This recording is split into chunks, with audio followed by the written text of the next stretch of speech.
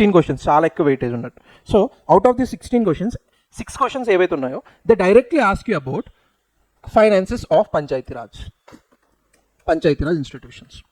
సింపుల్గా ఏమంటాడు, finances of Panchayati Raj institutions. వాడు మీకు డైరెక్ట్గా they will never ask you what are the recommendations by state finance commission to Panchayati Raj. డైరెక్ట్గా అడుగుతారా? చిన్నపిల్లలు కాదు కదా, చిన్న ఎగ్జామ్ కదా. He'll twist the question. Simply వాడు ఏం చేస్తాడంటే, లెట్స్ సే వాళ్ళు క్వశ్చన్ సెంటెన్స్ ఎలా ఫామ్ చేస్తాడంటే, finances are very important for independence of an institution. Okay, throw a lime light on financial inclusion with respect to Panchayati Raj institutions.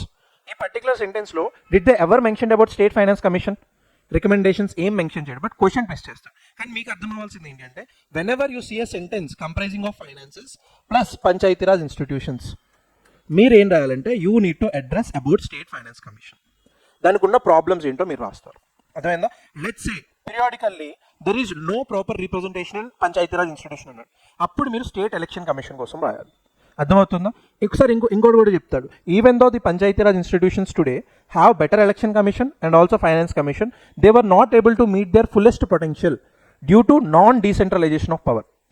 అంటే అర్థమైందా?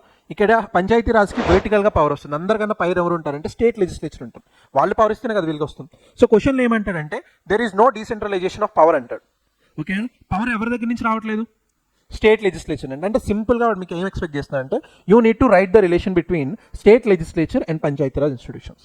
Okay, they will never directly ask you question. ఇంకా అన్నిటికన్నా most easiest approach ఏంటి అంటే people. Sometimes you will give you even though how strong the institutions becomes, okay, how legitimate the institution becomes, at some point due to పీపుల్కి awareness లేకపోవడం వల్ల Panchayati Raj institutions fullest potential meet అవ్వట్లేదు. How will you increase awareness, ఇన్క్లూజివిటీ, responsiveness in people అని చెప్పి మీ question అడుగుతారు. అప్పుడు మీరు ఏం రాస్తారు? పీపుల్లో పిఆర్ఐస్ మీద how will you increase their awareness అని చెప్పి మీరు క్వశ్చన్స్ రాస్తారు. These are the only 4 possible options మీకు ఎగ్జామ్లో అడిగేది. ఓకేనా? He will twist them, it's చేస్తాడు అంతే, కానీ ఉంటాయి 4 ఉంటాయి. Okay, most easiest approach is people. నిన్న మీకు చెప్పాను కూడా. ఓకే, ప్రిన్సిపల్ చెప్పాను ఎయిర్ అని చెప్పి. ఎయిర్ అంటే ఏంటి? A for awareness, inclusivity and responsiveness. People గురించి అడిగితే మీరు ఈ 3 ప్రిన్సిపల్స్ని బేస్ చేసుకొని ఆన్సర్ రాస్తారు. ఓకే, ఇవాళ మనం ఏం చూస్తామంటే వీల్సి లెట్స్ సే ఎలక్షన్స్ గురించి క్వశ్చన్ అడిగారు. ఇక్కడ మీరు ఏం రాయాలంటే recommendations given by state election commission. చెప్పే కదా, మన సొల్యూషన్ మనం ఎప్పుడు ఇవ్వకూడదు. We are nobody with respect to examination. Whenever let's say panchayats elections కోసం క్వశ్చన్ అడిగారంటే యూ విల్ రైట్ ద రికమెండేషన్ గివెన్ బై స్టేట్ ఎలక్షన్ కమిషన్. అర్థమైందా? అదర్వైజ్ లెట్స్ సే ఫైనాన్సెస్ కోసం అడిగారు, you will write the reports given by state finance commission. అర్థమవుతుందా?